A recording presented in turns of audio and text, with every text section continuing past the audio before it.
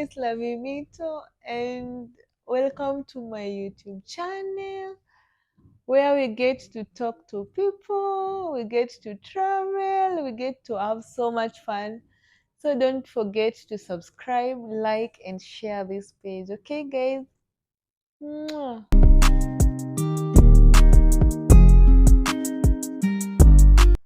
I decided to do a video. The other week, we visited Kibera. Kibera is one of the biggest slums in Africa, I would say, or rather in eastern part of Africa. It's among the biggest. So we decided to reach out to one or two people around the area. So I was actually looking at the video that I just uploaded, and I decided to share my experience personally with you people. The video is in Swahili, and I realized some people do not understand Swahili. So I was analyzing the video in short. I decided to analyze the video. So in this video, we're going to be analyzing the previous video that I just posted. We're going to talk about my experience and how the whole thing went about, okay? So yeah, without wasting time, let's get into the video. So I was amazed, guys.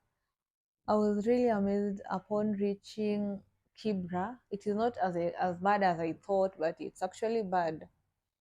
Around there are certain areas that at least the roads were tarmacked, I would say, and it wasn't as congested as I had expected. But um, I'll share some video of us getting into the neighborhood of Kibra. Yeah, the condition over there was not so good, but the people there are friendly. So in this video, I want us to talk about some of our expectations for those who have never visited Kibra. Like, tell us, what do you think? Like, what was your experience? For me, I'm going to talk about my experience personally, what I thought and what was actually happening there.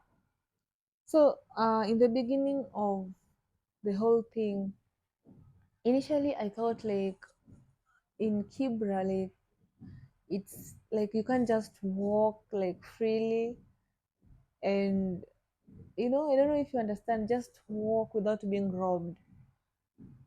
But upon reaching, like it wasn't that bad. Like we were walking, I had my bag with me, my friends had their bags with them, but there was nothing fishy that I'll say. Like yes, it wasn't that safe as well. We were told to be careful with our bags, but it was okay, it was normal, it was a normal area where people are moving up and down. It's not as scary as I thought. For me, I think I had this mentality that like upon like getting there, you'll have to be very careful, and like if you understand, like you need to be extremely cautious, have people with you that maybe are aware of the area, or for protection, that is. But when we were there, it wasn't that serious, I would say. Another thing, I didn't like from what we see on TV maybe or on other channels about Kibra. I thought it was like the whole place was dirty. But to be honest, yes, the area, when you are like, there's a way when you get to the around Olympic Primary, there's a school we saw there, very nice public school. It's called Olympic Primary. Around that area, the area is not that bad. At least the roads are okay. There's market there with people busy, people working. Around that area was okay. But now when the more we got like inside the estate, it got bad. It was really bad. I would say it was like the houses. I'll share some of the pictures, by the way. I'll share some of the pictures that we took there, some of the videos. I'll share them after, like I'll share them with you people. It's like the whole place, the houses are so tiny. Yes, normally in most slums you'll say yes, most of them are single rooms, but the condition of the single room is what matters. Like the conditions there were not so good. Most of the houses you will literally see they experience leakages whenever it's raining. They don't have electricity. Like we're in Nairobi, I didn't expect them not to have electricity for Christ's sake. Like most of the houses they don't have electricity. As I thought, like yes, I knew as much as it's a slum, but they had electricity or something. So to find out that I got to find out that they didn't have electricity in most of the houses and water. Can you imagine? Like as if it is not enough the condition that they're living in, they don't have water. Like honestly, those people don't have water and it's very unfortunate. They have to buy the water. They're the less fortunate. It's like the less fortunate experience the much or the worst. Because with their condition, I'm just actually I'm recording this video as I watch the interview that I did with the mother or rather the lady. And if you can look at the video, actually, make sure you watch the video first before watching this one. Like if you can see from the house, there's nothing like it is evident that the house does not have electricity. It has like a water leakage. Like from the roof, you can see it is very evident that whenever it's raining, they experience leakages. In hotels, like I don't know when we were talking to the girl, to the lady, to the mother, to the woman. Gosh, sorry about that. When we were talking to the woman, it is so sad listening to her story. And with everything going on, they have to buy water. A jerrycan is like 10 shillings, you know? So there was that. But if you can also look at the floor is not not really kept. The lady has really tried to keep her house as clean as she can, but it's not in a good condition. The floor is not like cemented or rather tiled, which which is very normal over there. So I was trying to analyze the video for those who are not able to understand it in Swahili. So I decided to take some time to just go and chat with few of them. And she was the first one actually. She's the first one that we spoke to, and I was amused. The lady was so humble, you know. Like with the condition there, some people will really get bitter with life and aggressive and not so nice. But with her, she was a very nice lady, I would say. She was a very friendly, welcoming, and loving. For the few minutes that we got to talk to her, she was a very kind woman, kind-hearted woman. So the main reason as to why I decided to talk to them, you know, I believe most of these people living in certain areas, they normally feel left behind. They feel like they're not being recognized in the society.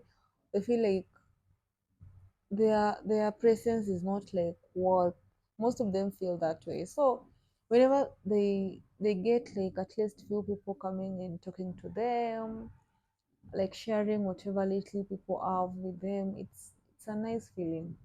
I got to know that because I saw it in her eyes when she saw us and all that. So I just wanted to know because I'm sure I just wanted to know how she ended up in Kibera and all that. I was curious. I've never met anyone from Kibera before. I've never like spoken to anyone before around that area. That was my first time going to Kibera, and that was my first time interacting with a resident from there. So from her story, She was just a normal lady, a normal girl growing up with both parents. She was living she used to live back at their village. Around in She's from Moma Bay County to begin with. And she used to live with her family, with her siblings as well. Until shit happens, life, you understand? So what actually happened, she lost her parents. Unfortunately, she lost her parents when she was at the age of 9. When she was 9, she lost her parents, and that is where life began actually. At times, life begins at that point where now you don't have no one to turn to. And from what I was getting, they were not that financially okay, but at least the parents were trying, they were living a better life back at home. So when she lost her parents,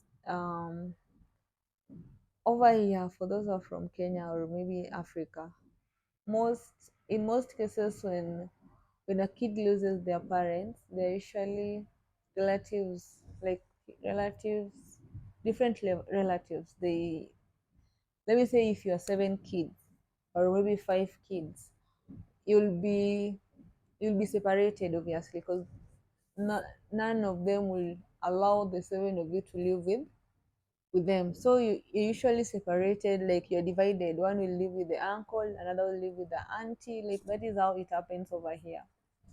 So with her case, she was taken by a cousin to Nairobi. Initially, they used to live in the village, and yeah, and so after that, a cousin of hers took her with her, and she was living there until the for the longest time. From what I got, things were not so okay at our cousin's place because that is where all the problems began. She was not going to school. She went to school for a certain period, and then later on, I think family issues, she was not able to proceed with the schooling. But when she was living with a cousin, it seems to me like it wasn't such a good experience. Like she used to overwork, which is a very bad thing over here. You find like most people, especially the orphans, when they're living with their relatives, they tend to make them like house helps. So with our case, the rest of the kids were going to school, like kids to the cousin were going to school as usual. But for her, most of the time she used to stay back and help with the house duties and all that. Like most of the time she would majorly do the house chores. So it got so bad to a point now she was being overworked, and it's very bad. It's very bad. Like I don't know why people do that. Death is something that can happen to anyone at any time. Like no one knows. Like whenever you are living with someone's child and you mistreat them, forgetting that you also have kids and life is not promised. Like it's very unfortunate. So from her story, it's reached a point now. She wasn't going to school at all. She was always at home and all that until she was 25. So the older she got, at least now she started becoming confident about herself. Like she could now make decisions for herself. So at one point, she decided to go back home, to go back to the village. A brother of ours, like the elder brother, was living back there with the wife. So at least at that point, she had a place to go back to. So she decided to go back home, and things were not so okay over there as well, I would say. But that is where she met her husband. The funny thing, she never knew the husband was living in Kibera. You know, when you're desperate for life, you're desperate for a purpose in life, you don't get to think so much about things, about decisions. So for her case, she decided to get married to her current hubby. Things were okay for a certain period. For a while, everything was okay. The husband was okay.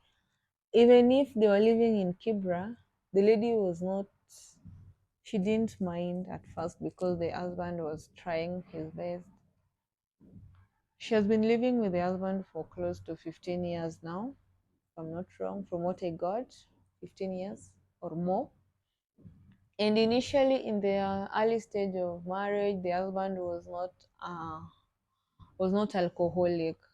So shit happened, and the guy started drinking so bad to a point now she became the mom, the mother, and the father to the kids because responsible like she took over all the responsibilities by herself at this point. So all along she has been living in Kibra, doing everything else by herself, and it's very sad. She's such a strong woman. She's energetic. It's sad here listening to her talk about how life has been. She has 4 kids. Yeah, one of the kids is living with the uncle back at home, like the brother to the mom, and the three were here. I think if you watch the video, you'll see the three are very nice kids, respectful, and it is sad because it is sad when you get to realize that these kids actually are even going, they're going for days without food. It was such a sad experience, but a very a worth worth experience. Getting to talk to her, she laughed at some point, she got sad at some point, she felt like she had a friend for some time. So I really am one person that I feel good when I get to make people feel better. I'm just not in the position to change situations because even for myself, I'm still trying to figure out life. But when I get that opportunity to be able to like just talk to someone, make them feel a difference, even if it's for a day, for an hour, it it's it is satisfying, I would say.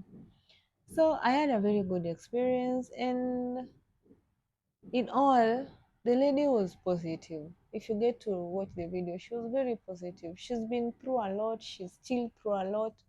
They go some a days without food at times. She has to wash for people. And when you could see like the the quantity of clothes that she has to wash in order to get like as little as 200 shillings, 250 shillings, you'll be, it's unfortunate. If you see the condition of Kibra, it's not so good. I'll share some videos. It's not such a good place. The place is it's ever dumpy, the soil. So, and mostly our clients are from the same region, the same estate. So it makes sense when she says she gets paid 250 shillings. It makes sense since all of them, I would say, all of them, no one is better than the other. But now there's that difference. At least there are people who are capable of affording something at the end of the day. So when she's being paid 250, it makes sense because most of them are not capable of paying much. You understand? But it was so sad because if you see the condition of the houses, the play area, like the kids get so dirty, and she explained so well, like at times it's hard for her because you get to wash like so much clothes for only 250 shillings, and it it would have been different if maybe the clothes are clean, when like they don't get so dirty. But now with in this case, the clothes get so dirty and you have to do the cleaning so that your kids are able to find something to eat. And the fact that she's not just sitting waiting for a savior, she's doing something that moved me. And I asked her if she has ever felt like giving up with life, and you know what she told me? No, she has never, because of her children. Despite everything else, she was her daily motivation is her children, and she's just happy. I would say some of these people are going through a lot, but they're still happy. The moral of the story, it is not a story, like, yeah, it's personal and all that stuff, but the moral of it all, guys, like, let's learn to be happy, no matter how small it is. That was actually, those were her words. She said, if you're out there and you're thinking of giving up and you're going through maybe the same thing that she's going through, do not. She was like, don't give up. God is there. You never know, like, things happen, and there's always, I don't know, things happen. As long as stay positive, do something might come up along the way. And life is precious. There are people who are out there every day, they're praying for another day, like hospitalized and everything else. So let's all learn to be happy, you know? I don't want you guys to be sad, but I really wanted to try and summarize the whole video. Like, yeah, it was a nice feeling meeting her, meeting up with her, meeting the kids, and getting to hear part of her story. At the end of the video, she said her number. If there's anyone out there that is willing to maybe assist the lady or offer some help, do not hesitate, guys. No matter how little you think it is, whether it's 50 shillings, whether it's 100 shillings, don't feel like don't feel like it's little. For some people, it's a lot. Because I remember when we got there, that particular time, we found the kids eating. They were eating like ugali and some vegetables, sukuma wiki. And the saddest part about it, the sukuma wiki was so little that the mother, was not able to get a portion. You can imagine, guys. So she decided to let the kids eat. For her, she was roasting maize. She sells maize. She sells maize at times when she has the capability. So she was roasting just a piece because she had not eaten anything since the previous night. Like that night, they had gone to bed without food, and so when so sad when she got like I think she got like 10 shillings, bought some skuma wiki and prepared that for her kid. The portion was so little she had to sacrifice, guys. That's why I'm telling you, no matter how little it is, let's help this mother. She didn't see it coming. We never see what life has in store for us. And when you hear her talk, she's such a smart lady. I'm sure she would have done better in life, but this life happened. She lost her parents at a very young age. When you're 9 years, you're so young. And I think nature and fate got to determine her life. At 9, you're very young, and if it does not go the right way for you, it makes sense. She was only 9 when her parents passed on, and years later, she's in Kibera, living a very difficult life. And yeah, it's unfortunate. I'm sorry, guys. Whenever I think about our talk, I feel so bad. The husband, some of you will ask, what about the husband? The husband is there, of course, but the husband is an alcoholic. Yeah, so he's not a provider. He's an alcoholic, and the good thing about it all, she told us that the husband is not violent. Most of these people who drink a lot, they tend to be violent at the end of the day. But for her case, the guy is not violent, and whenever the guy is like sober, is something else. That is what she said, and it felt so good knowing that regardless of all that, she still respects her husband. The husband is, she prays for him to get better. The husband is a professional, what do we call them? Like the husband paints. He does it so well, and it was like whenever if anyone can get him a job, it's okay. But now the drinking problem is a major issue because whenever, even if he gets a job to do, he ends up like drinking it all. So guys, yeah, like that is it. If you have any issue, if you have any concern, kindly don't feel afraid to ask anything. Um Actually at this point, I'm really thinking of so many things about the interview, about life in general. So even you out there, if you're feeling like contributing to like ideas on how we can help improve people's conditions and situations. It does not have to be big. But imagine if every day you can spare at least 50 shillings for a family to get a meal. That's blessings. Like, let's just learn to be our sister's keeper. At the end of the day, let's be our sister's keeper, our brother's keeper. Let's love each other. You don't have to wait to be in a position, a better position, because what I've realized, there's never a better condition in life. We're the ones to make it better for ourselves by being like appreciative with whatever you have, because once you do that, you'll be able to see that it's much to share with the next person as well. So yeah, that was it. I hope you've learned a few things about my visit to Kibera. Yeah, what else? I've really had so much to talk to you guys about, but unfortunately, I'm not able to remember like most of them, no, or rather all of them. But it was a nice feeling, I'll say. And I remember there's a one of us, like one of my friends, the ones that we went there with. He had like a relative over there who was so nice, prepared us lunch. That was so nice of her. She prepared us lunch.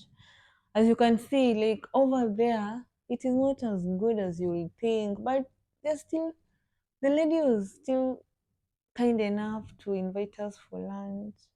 Yeah, we ate some eggs and ugali, and yeah, that was it. It was a good gesture from the lady. Maybe the next time we are there, she'll also at least get to say hi to you people. She was a nice person, and she was in the position to offering something. She did that. She's friends to the lady that we were talking to. So guys, don't forget to watch that video, and there's the number there. The lady, like, she gave out her number. She does not have a phone, guys, but her line is active. Whenever you want to call her, times once in a while, she normally uses she borrows a phone, a cell phone. So it is that bad, guys. But all in all, nothing is lost. We are hoping to make, we will try we will try whatever we can. Me and my friends will try whatever we can to try and make her at least comfortable, maybe, or better, because that is how it should be, guys. So thank you guys for watching this video. Actually, I'm still not so good at these things, but I'm trying. Don't forget to always comment, guys. Comment new ideas, new things. Where do you want us to improve? So in on this channel, we'll be doing like so many things at the same time, different things as time goes by. Majorly, we were supposed to do like traveling vlogs, but all is not lost. We are still putting that in order before we can start it up. So in the meantime, kindly subscribe, share this page with your friends, tell them to subscribe to Lavinito, because I'm sure I'm promising you guys amazing content. Okay. Thank you. Love you guys.